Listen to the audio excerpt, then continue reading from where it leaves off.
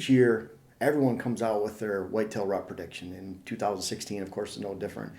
And boy, what a confusing mess it can be. There's moon charts, calendars, weather predictions, and then you have the traditional rutting times, and you have this source saying at this time, another source over here.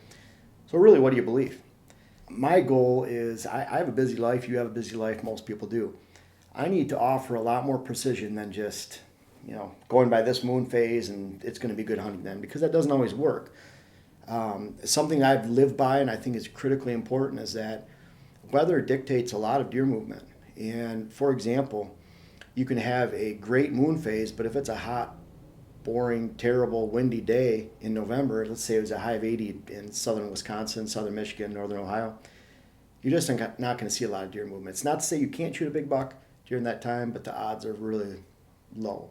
And that's what it's all about, is trying to play the odds. And so I need to offer some precision, and I need precision in my own hunting, and I'm sure you'd like some precision too. So I found a formula that works incredibly well, and it relies on the weather, and it relies on the cold fronts that come through every 7 to 10 days all season long. And those cold fronts will guide you to success, whether it's the early season, the pre-rut, the peak rut, the post-rut, October lull, late season, muzzle or hunting gun season. Those weather fronts will guide you to success. So what do you look for in those signs that are going to be great? What I'm looking for is the more consistent, boring, and warm the weather is leading up to a front, the higher the value of that front. And while I'll explain this, it might be a high of 72, 69, 73, 71, and all of a sudden you see a high of 49 in the forecast. It's all relative. It doesn't matter if the drop is from 72 to 49 or 49 to 23. It's a great drop, either way. And so what you're looking for are those major drops coming up in the forecast. Now you want a nasty front to come through. You want it windy, rainy, even some snow, some sleet, some lightning, some thunder. It's all great. It stresses deer out. So just like if we were lost out in the wilderness and didn't have any food for 2 or 3 days, first thing you do when you get rescued, you're going to eat a whole bunch of food. But do you eat that food the second day or the third day? You really consume a lot of calories when you first get out of the woods, and that's what those deer, when they first escape that front, and that front's coming through, and they're ready to feed, and they're ready to move, and they're ready to move a lot. And so when you combine those factors with the rut and the traditional timing of the year, you can experience some outstanding, highly predictable days. Now I'm looking at typically those weather patterns are predictable to 10-20% accuracy, maybe 2 weeks out. Something might be coming through. About 7 to 10 days out, that might slip up to 30-40% accurate. And by the time you're getting into 3, 4, 5 days out, you're starting to get in that 70 to 90% accurate range. Winds might be 25 miles an hour instead of 15. The temperature drop might be 10 degrees instead of 17, but something's coming. You can see it on the horizon, and it's going to be a major front. So when you see at least 7 to 10 degree temperature drops, I would start to think about hunting. And when it gets up into that 15 to 25, you can't miss those. There's only a handful of those a year during the season. And so I'm looking for those major drops.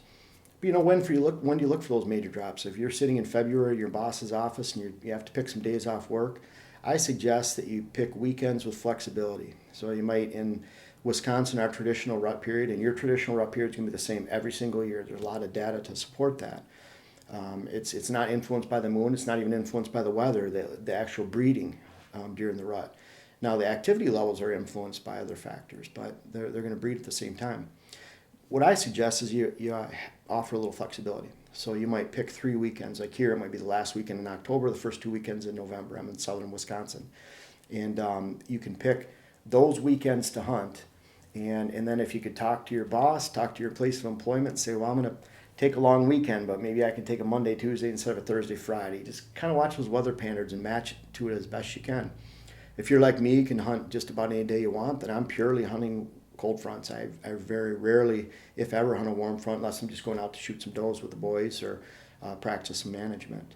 So outside of that, you're really placing a lot of priority on that front. And when is the rut going to take place in 2016? It's going to take place at the same period of time as it does every year in your area.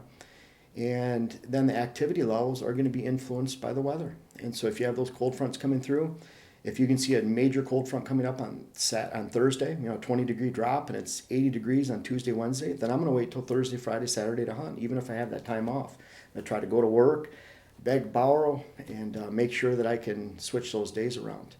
So the rut's going to take place and the actual breeding the same time this year as it does every year. But the best days to hunt during that period of time are going to be determined by the weather. Something to keep in mind, a great moon phase with a poor weather day is still a poor day to hunt.